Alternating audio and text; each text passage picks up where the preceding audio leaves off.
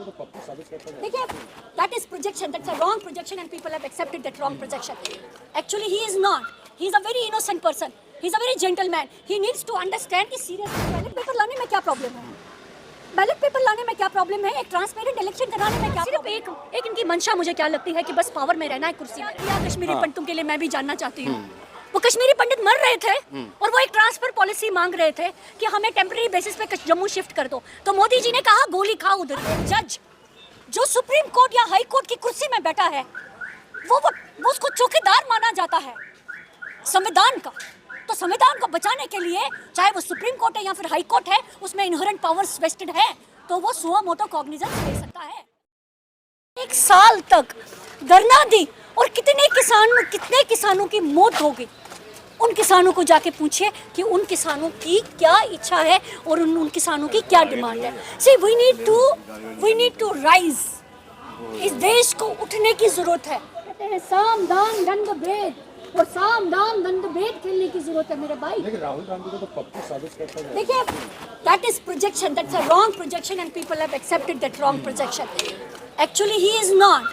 He is a very innocent person. He is a very gentleman. He needs to understand the seriousness of the issue.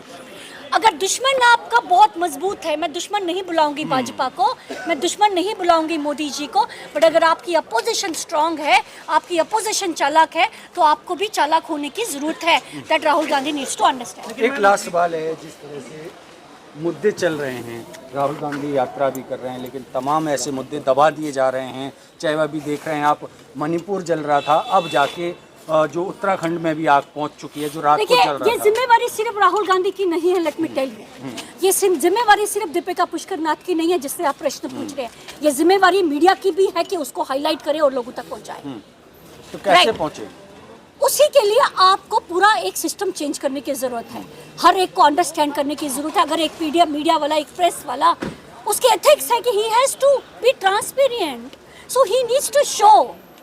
अपने personal benefit से दूर हटने की जरूरत है. लोग तो ईवीएम पे भी आरोप लगा रहे हैं कि ईवीएम गड़बड़. बैलेट पेपर लाने में क्या प्रॉब्लम है? बैलेट पेपर लाने में क्या प्रॉब्लम है? एक ट्रांसपेरेंट इलेक्शन कराने में क्या प्रॉब्लम है? मुझे मेरा रिप्रेजेंटेटिव चाहिए. I want my representative be there.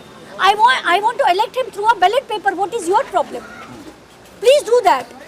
आपको ईवीएम की भी उतनी प्रोटेक्शन करनी है जितनी आपके बैलेट पेपर की प्रोटेक्शन करनी है. क्या आप देखते नहीं जिस दिन इलेक्शन होते हैं ईवीएम की कितनी धांधली होती है, कितनी वीडियोस हम देखते हैं. आज तक क्या उन वीडियोस की इन्वेस्टिगेशन हुई? बैलेट भी चोरी होगा, ईवीएम भी चोरी होगा. So it depends on you कि आप लोगों के डिमांड पे चले एंड लॉ की इम्प्लीमेंटेशन करें.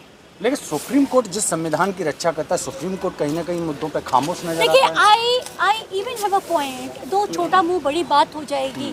मैं एक बहुत छोटी सी वकील हूँ. मेरा मानना है कि सुप्रीम कोर्ट को भी आज की डेट में एक टाइम पे एक चीज़ बहुत ज़्यादा इम्प्लीमेंटेशन में आती थी जिसको कहते थे सो मोटो कॉग्निजेंस. तो जब वो सो मोटो कॉग्निजेंस है, वो सुप्रीम कोर्ट को भी समझना चाहिए दोबारा से, उसको रेगुलर प्रैक्टिस में लाना चाहिए. Not only Supreme Court of India, but all the high courts of the country, because they are the constitutional courts. वो हर एक जज जो सुप्रीम कोर्ट या हाई कोर्ट की कुर्सी में बैठा है, वो उसको चौकीदार माना जाता है संविधान का. तो संविधान को बचाने के लिए चाहे वो सुप्रीम कोर्ट है या फिर हाई कोर्ट है, उसमें इनहेरेंट पावर्स वेस्टेड है, तो वो सुओ मोटो कॉग्निजेंस ले सकता है.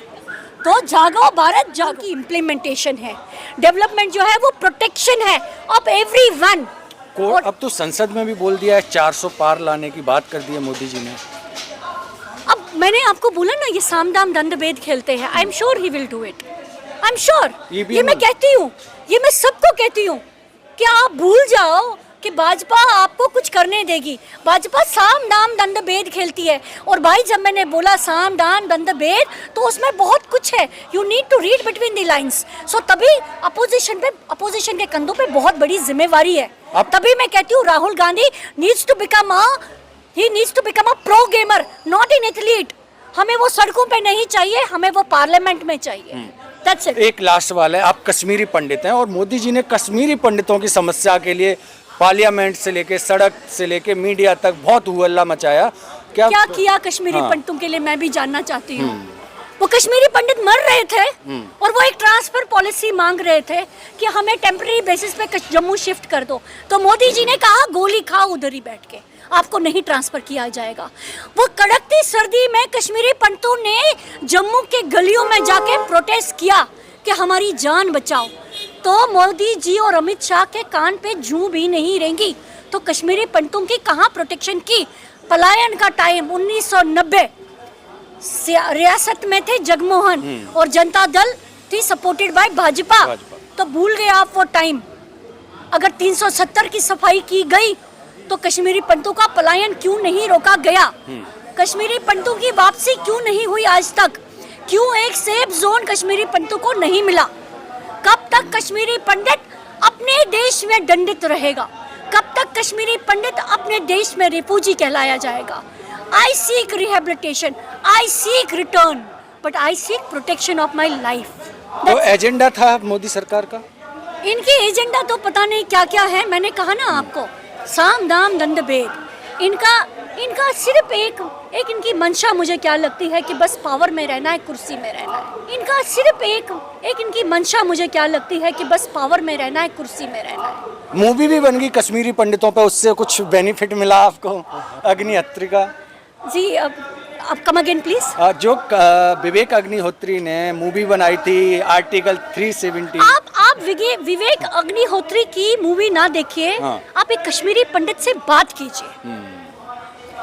वो जो सड़कों पे खड़े, पिछले साल उससे पिछले साल जो कश्मीरी पंडित अपनी जान को बचाने के लिए सड़कों पे आए थे, क्या विवेक अग्निहोत्री जी गए पीएम मोदी को बोलने के लिए कि इनकी जान बचाओ, इनकी ट्रांसफर पॉलिसी लाओ? तो विवेक अग्निहोत्री को मैं नहीं जानती, मैं उनकी कश्मीर फाइल्स को भी नहीं जानती।